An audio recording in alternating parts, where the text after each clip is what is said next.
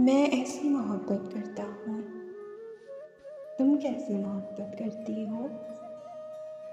मैं कैस नहीं, फरहाद नहीं, पन्नू भी नहीं, रांझा भी नहीं।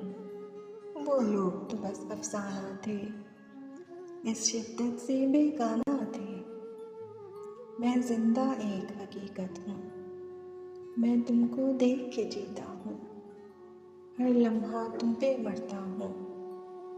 मैं ऐसी मोहब्बत करता हूँ, तुम जहाँ पे बैठ के जाती हो, जिस चीज़ को हाथ लगाती हो, उस चीज़ को छूता रहता हूँ। तुम जिससे हंस के मिलती हो, मैं उसको दोस्त बनाता हूँ। तुम जिस रास्ते पे चलती हो, मैं उस पर आता जाता हूँ। जिन लोगों में तुम रहती हो, तुम जिससे बातें करती हो, जो तुमसे हंस के मिलते हैं, वही मुझको अच्छे लगते हैं।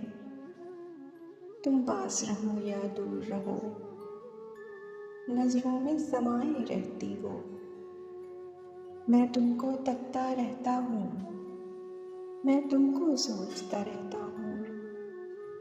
मैं ऐसी मोहब्बत करता हूँ।